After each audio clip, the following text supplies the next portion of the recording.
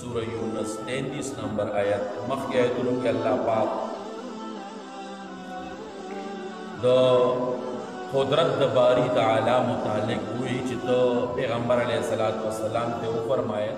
چی دا دی مشرکان و کافران و تپوسو کا چی رزق در رسول در استاد و غمون و دستر و مالک سوک نمڑی دا جواندے و دا جواندی نمڑی سوک پیدا گئی دا دنیا دا نظام کائنات تدبیر دا امور دا دنیا دا سوک چلے نو پیغمبر علیہ السلام کا اللہ پاک کوئی دی سر بغیر دی جواب نا بل جواب نشتے چدار صلی اللہ چکلا دلائل باندے ثابت اشوا دا عقل او دا نقل نا ثابت اشوا چی حقیقی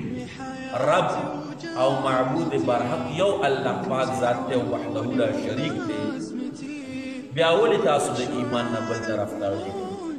ولی دا کلمی دا توحید نا تاسو بل طرف تاڑی ولی دا خدای دا دی عبادت نا بل طرف تاسو دا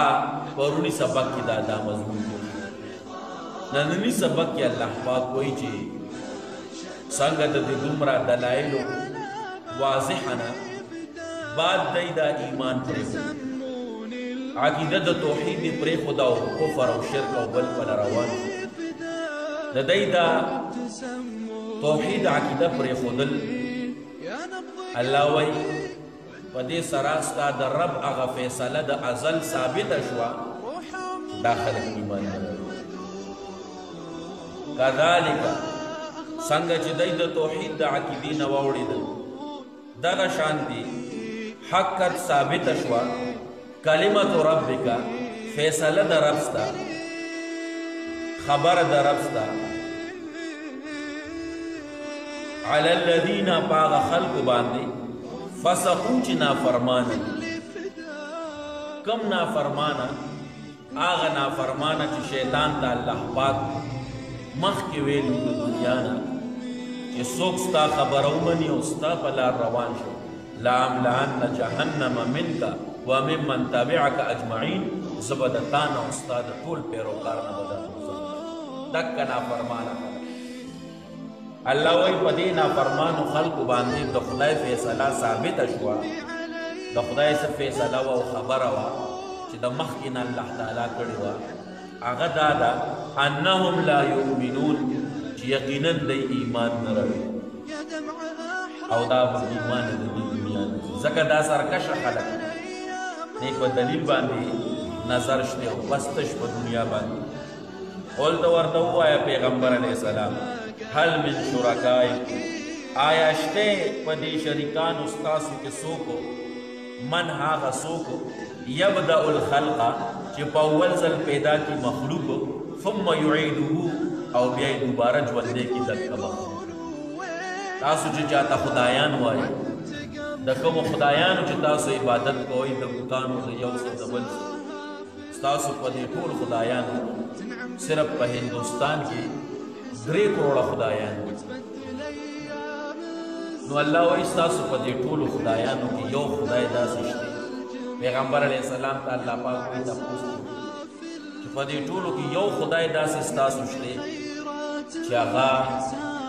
مخلوق پیدا کی پا اول زل مانا دا چی بغیر دا سا میٹیریل نا بغیر دا سا نقشینا سمجھ دا انسان مخی نسا میٹیریل و نسا نقشوا اللہ تعالیٰ بنوی ذل پیدا دکا شانستاسو دے خدایانو کی دا سے سو خدایش دے چی پاول ذل باندے مخلوق پیدا کی بیا مرشی او دکا مخلوق دا مرگ نروس دوبارہ بیا جوان دے کی دا سے سو پیدا یو عام دور عقیدہ زمان دا بعث بعد الموت تا چی منطول اللہ پاک پیدا کری و یو دیر عجیب شان باندے تاسو انسان دنیا تا دی راتلو دا طریقو ہو رئی دا انسان عقل و تحیران شو چی پکم طریقہ دا انسان دنیا تا رئی او بیا بمڑیگو دا مرگ نرسو بخاری ریشو بیا با اللہ تعالیٰ دا قیامت پر ازمون مبارک پیدا سمجھے یودر بشان یو خدا دا دوے مفسرین وی دی دنیا کی مخلوقات دا سی بیچی اللہ تعالیٰ جواندے کی بیا ختم شي بیا ژوندې کی لکه راسته سهر الله رڼای راوخېجو انوار یې راوخېجو رس شروع شو اوس ماښام کې نور پرېوته رس ختم شو اوس دا رس به دوباره بیا څوک راخېږي سهار الله غنم زمیندار وکري غنم راډوي شي وږی پوخ شي دی ورته لوس د ویښ جوړېږي پټې واپس هغه شانتې شاړ پرېږدي چې څنګه مخکې دا د دې غنمو ژوند دا ختم شي بیا دکه غنم زمیندار واپس د تخم په شکل کې وکړي الله وایي زه بیا زر اول مې دله مخلوق پیدا کړه د غنمو په شکل بیا مړ شو چې تا وری بیا دې د هغې نه تخم ایثار کړه دې وکړه بیا مې دله زر داسې کوم یو ذات دی ستاسو په دې خدایانو کې کوم یو خدای دی چې هغه دا دومره لوی قدرت لري